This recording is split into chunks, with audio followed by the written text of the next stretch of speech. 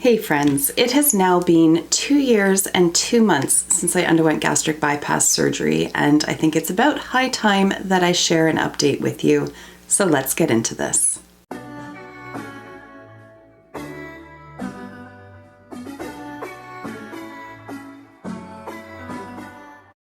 As always, I want to start off by welcoming you back to my channel, or if you're new here, then hello and welcome.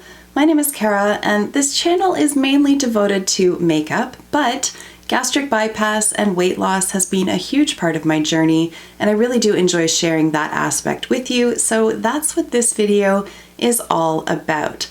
For those who are curious though, on my eyes I am wearing shades from the Blend Bunny Surge palette, and for lips I have a lip gloss from Pat McGrath in the shade Flush 6. Now, before we get into this video though, I do want to give a huge thank you to Luisa because they are sponsoring today's video. So let's get you some information about Luisa.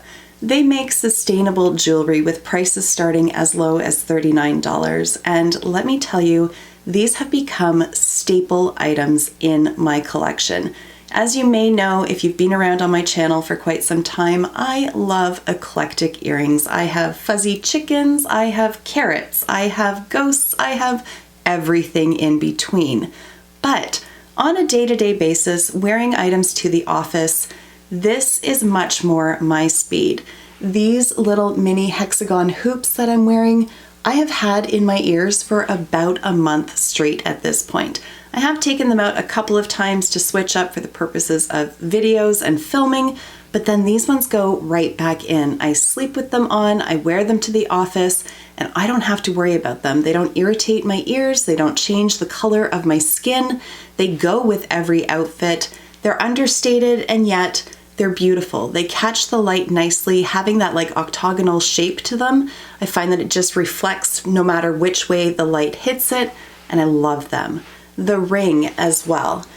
This ring is just so beautiful in its simplicity. It's just a really nice, comfortable little band, cubic zirconia around it. The products are gold plated with silver underneath. There's no tarnishing. I haven't, again, experienced any changes of color in my skin. And again, this is one of those rings that I just wear over and over and over again. And then lastly is the necklace that I'm wearing right here. It's just a really simplistic little circle, again with the cubic zirconias all around.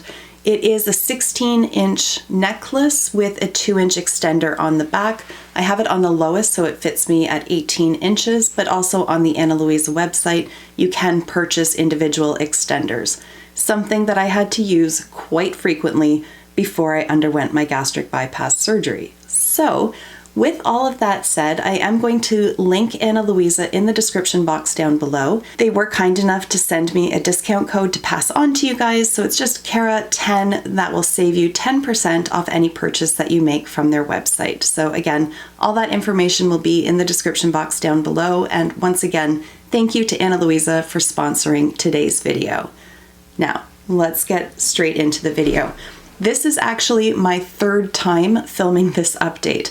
The first time I filmed it, I just wasn't happy. I didn't feel like I was coherent. I didn't feel like I'd really given enough thought to what I wanted to cover in the video, and so I just ultimately scrapped it. The second time that I filmed it, I was actually quite happy with it. I felt that I had covered all the pertinent information. I enjoyed the way that I presented it, but I hadn't pressed record before I started talking. Color me annoyed. That's just the crowning glory of how my month has gone. So it took me a few days because let me tell you, that ruined me. I was very upset and very disappointed because, like I said, it was just icing on an otherwise crappy cake that was October. So I've taken a few days, I've regrouped, we're back again. Third time's a charm. So how I'm going to address this in today's video is I'm really just going to answer the questions that I receive over and over and over again. So I've written them out. I have 5.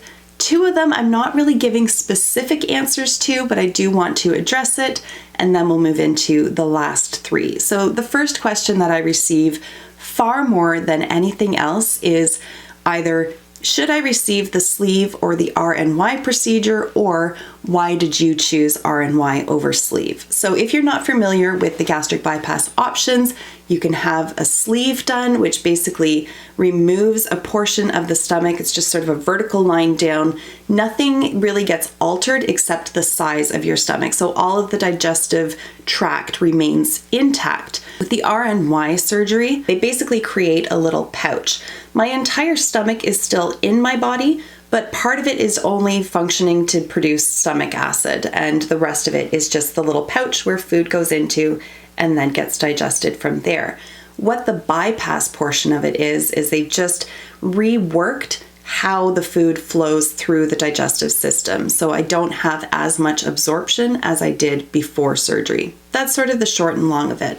Now, people ask me all the time why I chose RNY over sleeve, and really it came down to my surgeon's recommendations. I don't suffer from things like heartburn or acid reflux, and so it hasn't been counterindicated for me to have RNY. If you suffer with that a lot, sometimes having that procedure will just exacerbate issues, but your surgeon will walk you through all of that. Please do not base your decision based on what somebody on the internet has done. I spoke with my surgeon. They did a full, medical history. They do a ton of blood tests and all of this kind of thing. And then they base their recommendations on their findings. So I am not a medical professional of any sort. Please don't rely on me to make such an important decision for you. Speak to your surgeon. They will talk to you about any sort of health issues that you have and which surgery is going to be the best option for you. The second question that I get asked very frequently, but one that I'm a little reluctant to answer, is what do I eat in a day? And I think it's only natural that people are curious about what does food look like to you, after such a dramatic procedure. And it does evolve over time. What I can eat now, I certainly couldn't have eaten, a month after surgery or 3 months after surgery. And the volume that I can eat now is more than I could handle in the early stages of recovery as well. But there's really not many foods that I can't eat. It's just I can no longer tolerate large volumes of food. That's the whole point of the surgery. So last night we ordered pizza for the kids and Barrie and I.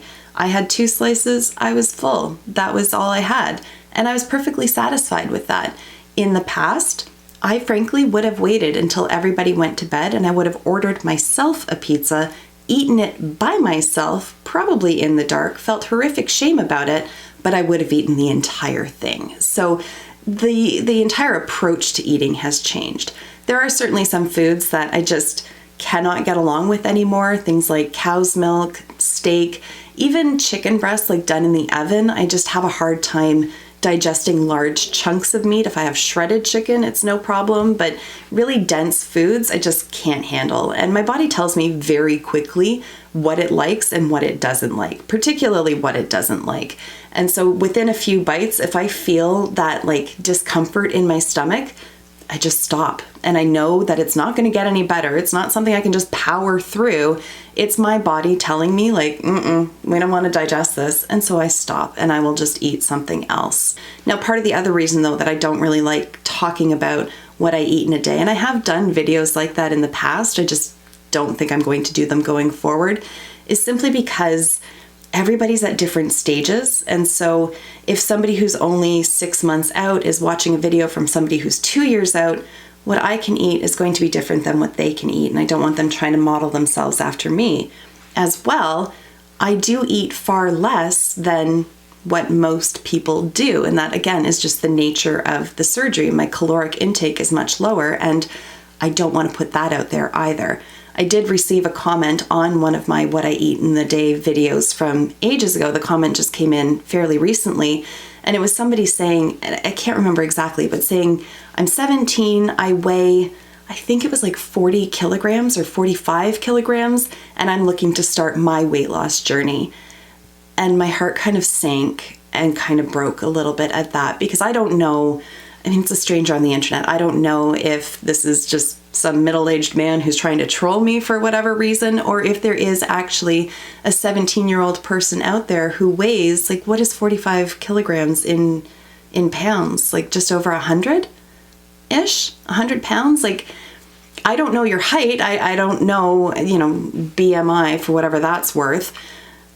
perhaps you're already underweight, and I don't want somebody who could potentially have some sort of eating disorder or just be swayed by diet, quote unquote, again.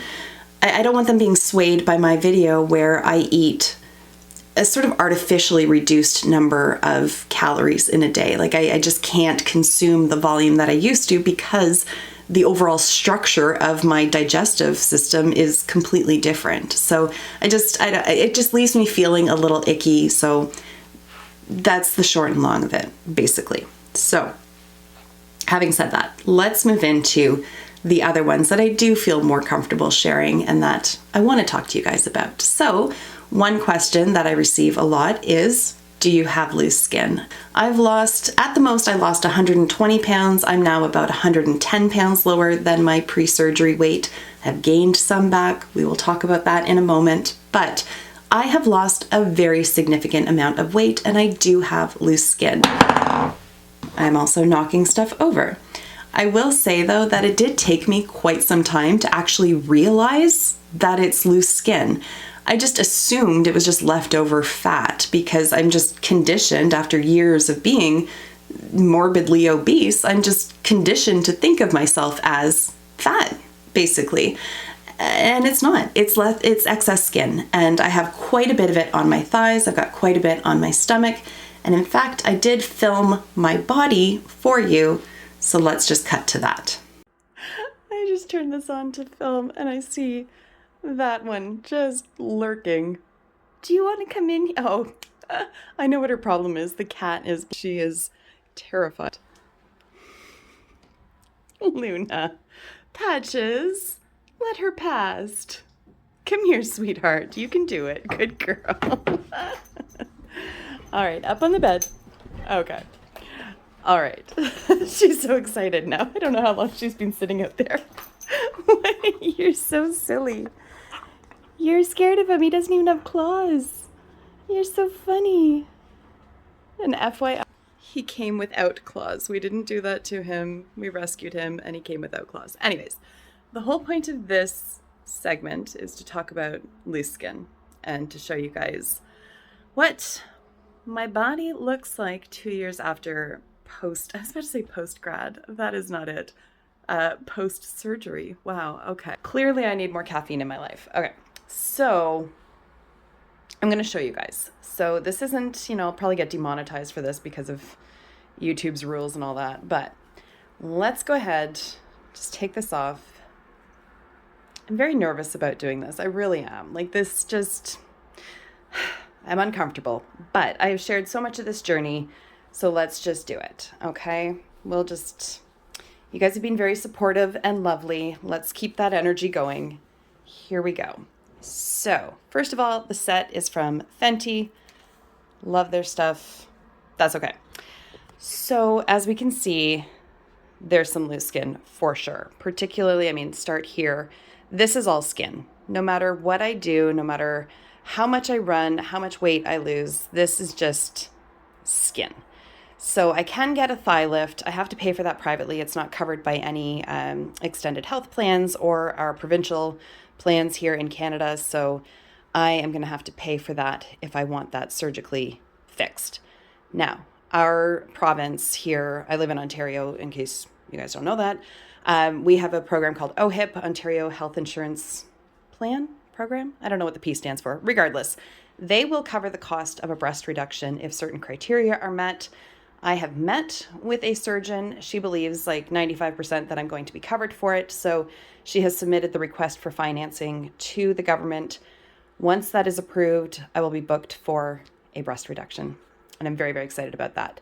Now, part and parcel with that though, back here, this is also skin, like just excess skin that I can't lose. So I am going to pay for liposuction, and when they do the breast reduction, instead of like cutting maybe out to about here, they're going to extend, do the liposuction, and basically do the skin removal of this area as well.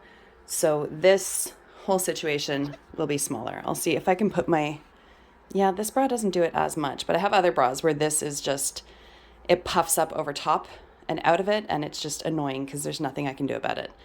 My arms, like, they're not fantastic, but they don't really bother me all that much. Like when they're pressed against my body, it's nothing terrible, so I don't feel the need to go and have like skin removal surgery done on my arms, a brachioplasty, I think it's called. So we'll just leave the arms for now, but this situation will be taken care of as well. You can have excess skin removal covered from your stomach if, again, certain criteria are met.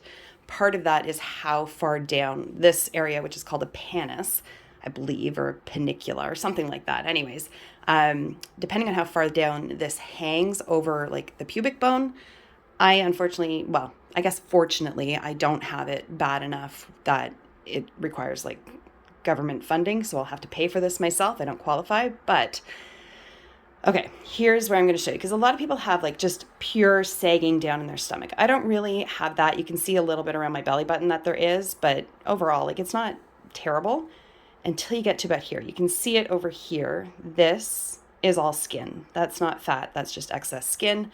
And then I'm going to do this very carefully so that I don't flash anybody.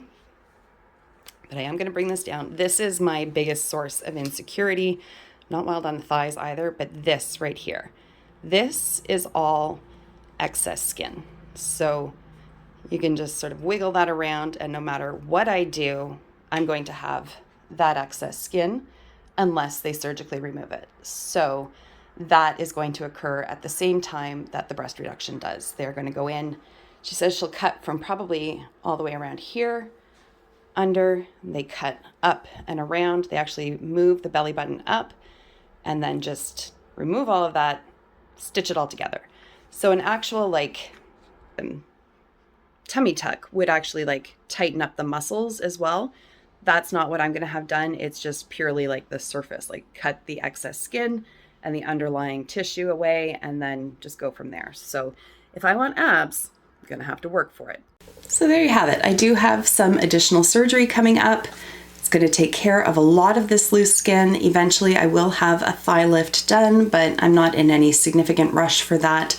And I will have to save up for that procedure, so that will come in time. But I am very, very excited about having a breast reduction and lift, as well as the excess skin removed from my stomach, and I'm very much looking forward to that. So let's move on to something else then. And one of the questions that I do get asked is, does it get easier? And this is typically asked by people who are just about to have surgery or who have just had surgery. And yes, it does get easier. It gets easier to listen to your body. The more time you have away from your food addiction or compulsive overeating or whatever it was that led you to the point of undergoing this surgery, you gain distance, you gain perspective, and it definitely does get easier. However, those thoughts and those habits don't just disappear because you've had surgery. Your surgeon may tell you that this isn't brain surgery. That's what my entire surgical team kind of drilled into me right from the very first info session, was that this is not brain surgery. This fixes your stomach and your anatomy to make weight loss easier, but there's still a whole lot that goes on up here. And for me, my weight gain really started to take off when my dad was diagnosed with cancer when I was about 22. He passed away when I was 23. So I had had some issues with like compulsive overeating and binging and whatnot all throughout my teens, but it was in those early 20s where the weight really started to pile on and food really became a crutch for me.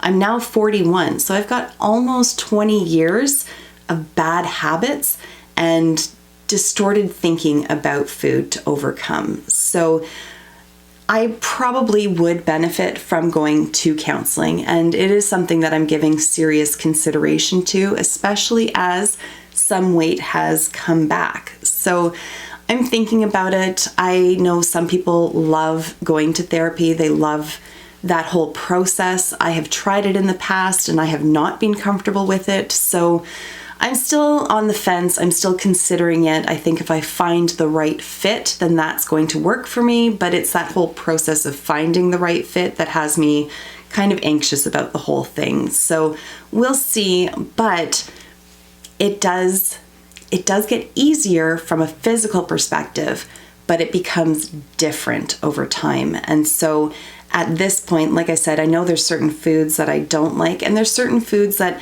I'm not willing to try to see if my body will tolerate. Things like bagels. That became like a daily thing for me. I would have a bagel every morning for breakfast. I don't want to go down that road again, so I'm not even going to try. I don't eat a lot of bread anymore because bread does feel very heavy and dense in my stomach, so I suspect that I won't be able to tolerate bagels, but I don't want to try one on the off chance that I can tolerate it. You know what I mean? Like, I'm better off just not even dipping my toe back into that particular pool. So for me though, right now, it's the nighttime snacking, and that was a huge culprit for me before surgery. And I think that's where the food addiction for me really blossomed, was just at night, nobody else around, secretive eating, and it just gives you that moment of, I don't even know, euphoria, release. I don't know what it is. And then as soon as you finished whatever it is that you're eating, you're instantly filled with shame, and it just becomes this vicious cycle. And it's a horrific way to live, frankly. And I'm starting to see little bad habits creeping in again. This past month in particular at work has been so busy and so overwhelming. There's been a lot of stuff going on in my personal life as well. And it's just all culminating in me being incredibly stressed.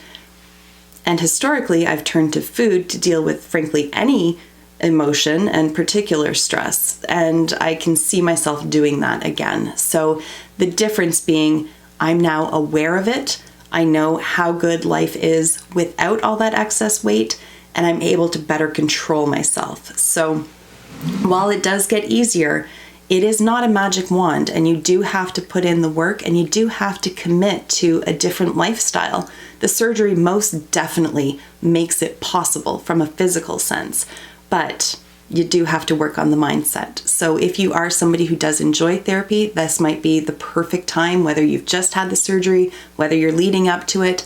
It's something that you should definitely consider exploring, because having as many tools in your arsenal as possible, I think that can only serve to help you. And I know that's a little hypocritical because I'm saying I don't really like therapy, but I just know at this particular moment, if I made an appointment with a therapist, I know that I would cancel it. So that's my own issue. I need to go to therapy on how to go to therapy. I need a therapist to get me over my fear of therapists. That's very circular. So we shall see. But for now, I'm aware of it, and I've gained 10 pounds back. I had gained 15. That was eye-opening. I've reined it back. We're now sitting 10 pounds higher than my lowest. And I'm okay with that. I'm still very comfortable in my body. I can still run. I'm still active, all of that kind of thing. But I can feel that my clothes fit a little bit differently. And it's still just, there's a little background of terror, frankly, because there's been so many times in the past where I have lost weight only to regain it, plus like 20 extra pounds or more, as the case may be. And I refuse to go down that road after having gone through what I've gone through in the last 2 years and having experienced how wonderful life is on the other side. So that's going to bring me to the last question that I want to answer, and that is, do you have regrets? I get asked this all the time, and I absolutely have zero regrets. It certainly does change things. I do have an entire playlist with all of my updates, and there is a video on there talking about the negative side effects. So if you're curious about that kind of thing, I would definitely suggest checking that video out. That's just my experience. Some people have really bad side effects, some people don't have any. So definitely take a look at a few videos and get different perspectives from different people, but mine will be, I'll try to stick it up in the card up here if I can think about that. But I don't have any regrets in having undergone this surgery. The foods that I can no longer tolerate, it's okay. It's a minor price for me to pay. The benefits far, far exceed the downsides to me. Most recently in September, I did a 5-day solo trip in British Columbia, and I spent those 5 days hiking and mountain climbing and exploring and just being alive in nature. And the amount of gratitude that I felt on a daily basis, it was so inspiring and so incredible. And I don't have the superlatives to describe the experience that I had. I mean, first of all, British Columbia is insanely beautiful. It's just, oh my God, I've never seen anything like it. I want to move there because it is so beautiful.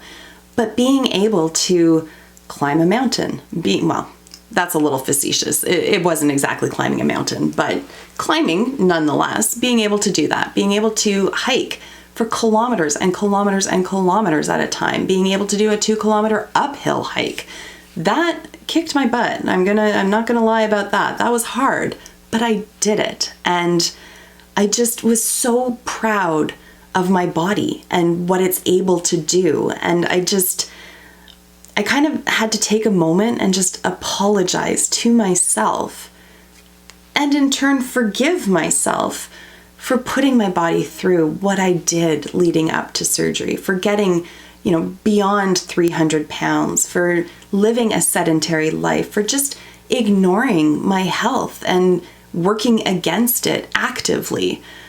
I just had to apologize to myself for that.